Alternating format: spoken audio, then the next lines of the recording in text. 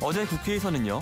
정의당, 바른미래당, 민주평화당 이 세 당의 당대표와 원내대표가 모여서 선거제도 개편 촉구 기자회견을 열었습니다. 연동형 비례대표제 도입을 강조하며 대통령과 5당 대표의 단판회동까지 제안했는데요. 현재 국회에서는 정치개혁특별위원회가 가동 중이지만 별다른 진전은 없는 상황입니다. 과연 이번 국회에서 선거제도 개편이 가능할까요? 어제 기자회견에 참석한 이정미 정의당 당대표 연결합니다. 대표님 안녕하세요. 네, 안녕하세요. 네, 어제 이제 기자회견을 열고 대통령과 5당 대표 단판회동 제안하자 이렇게까지 제안을 하셨는데 그만큼 지금 이게 논의가 잘 안 풀리고 있기 때문이죠? 네, 사실 내년 4월까지 이 선거제도 개편이 어떻게든 완료가 돼야지 선거구 획정이 이루어지게 됩니다. 예. 그런데 지금 집권 정당의 특히 대통령의 핵심 공약이었던 이 선거제도 문제에 대해서 적극적인 의견을 내야 하는 집권 정당이 오히려 개혁 의지가 후퇴한 것이 아닌가 이런 우려가 있었고요. 예. 지금 집권 여당 안에서는 자유한국당의 반대 때문에 이것이 잘 이루어지지 않는다 이렇게 말씀을 하시지만 이전 국회와는 다르게 지금은 5당 체제가 굴러가고 있습니다. 그리고 자유한국당을 제외한 나머지 야당들이 연동형 비례대표제로 반드시 선거개혁이 이루어져야 된다라는 굉장히 강력한 요구를 하고 있는 상황이기 때문에 이미 이 다당제에 기반한 합의제 민주주의를 만들어 나갈 수 있는 여건은 충분히 무르익었다고 보고 있거든요. 그래서 이 수십 년 대결 정치를 좀 끝내고 생산적으로 일하는 국회를 만들어 나가야 될 이 골든타임에 오히려 집권 정당이 훨씬 더 속도를 내고 강력한 의지를 보여줘야 하는데 그러지 못하는 것에 대한 우려 이런 것을 표하기 위해서 어제 기자회견을 했던 것입니다. 연동형 비례대표제가 되면 생산적인 정치가 되는 겁니까? 왜 그렇습니까? 지금 우리 국회에 사실 300명 국회의원들이 대변하고 있는 그 사람들 민의가 굉장히 편중되어 있습니다. 그리고 지난 수십 년 동안 두 정당이 서로가 서로를 적대시하면서 자신들의 어떤 기득권을 유지하려고 했던 그러한 국회로 계속 진행되어 오지 않았습니까? 그래서 골고루 민심이 반영되는 그런 국회 제도를 만들어 놓고 그 안에서 서로 맞대고 여러 정당들이 합의를 더 중시 여길 수밖에 없는 그런 구조로 가기 위해서는 연동형 비례대표제가 필요하다. 지금 이전까지 양당 구조 안에서는 저당이 발목 잡으면 아무것도 진행될 수 없고 또 이 당이 자신의 어떤 그 우월성을 증명하기 위해서는 타당을 공격해야 되는 이러한 일들이 반복되어 왔던 것을 극복해 가기 위한 그런 방안을 말씀드리는 것이죠. 알겠습니다. 처음에 말씀하실 때 지금 더불어민주당이 전혀 적극적이지 않다 이렇게 지적을 해주셨는데 이해찬 더불어민주당 대표가 지난 16일에요.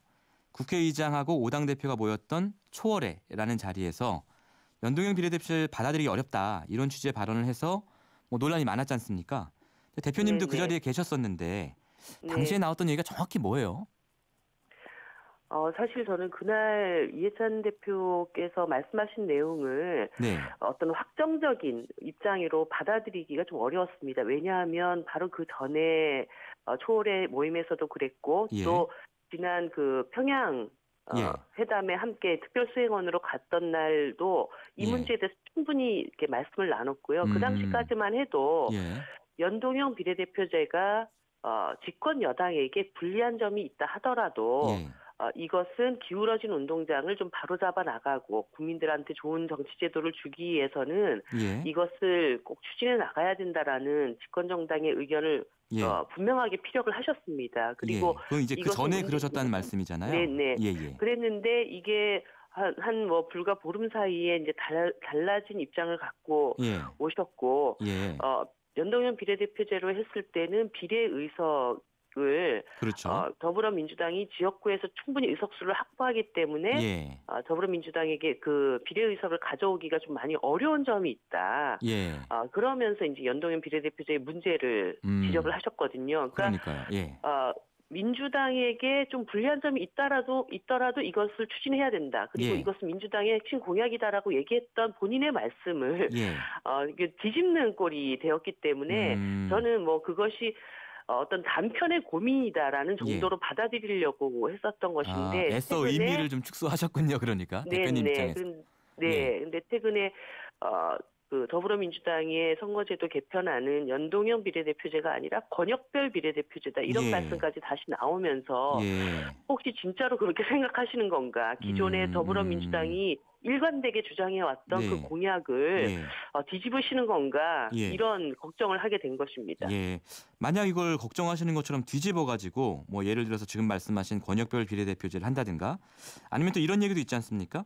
뭐 절반은 연동형으로 가고 절반은 지금처럼 병립형으로 가자. 이런 얘기도 있는데 만약 이렇게 제안을 한다면 어떻게 하실 생각이세요? 이제까지 더불어민주당에서 선거제도 개혁의 핵심은 예. 연동형 비례대표제입니다. 문재인 대통령께서도 이달 초에 5당 대표가 다 만난 자리에서 가장 합리적인 안은 2015년 중앙선관위가 내놓은 연동형 비례대표제라고 네. 확인을 한 바가 있습니다. 지금 가장 중요한 것은 국민들이 찍은 표만큼 예. 의석을 확보하게 만드는 것이 필요한 것인데 예. 그 소위 이제 이해찬 대표께서 말씀하신 절충형이라고 하는 것은 예. 거의 그 비례성이 보존되지 않는 그런 결과를 나타나게 되고 그러면 뭐하러 그렇게 어렵게 선거제도를 또 바꿉니까? 예. 가장 핵심은 국민들의 표가 사표가 없게 하고 예. 비례성을 더 확보하게 해서 민심 그대로의 국회를 만들자라고 하는 건데 그 취지를 무색하게 만드는 선거제도를 할 거면 이렇게 어렵게 우리가 논의를 할 이유가 없겠죠. 예. 대표님 지금 저희 청취자 한 분께서 이런 질문을 해주셨는데요. 0189번님께서 대통령과 민주당의 공약은 연동형이 아니라 권역별 정당명부 비례대표제였습니다. 전문성을 강화하기 위한 비례대표제 취지를 살리면서 비례성도 강화할 수 있습니다. 연동형과는 다릅니다. 마치 공약을 깨는 듯이 호도하면 안 됩니다. 이런 의견 주셨는데 뭐가 맞는 겁니까 이게?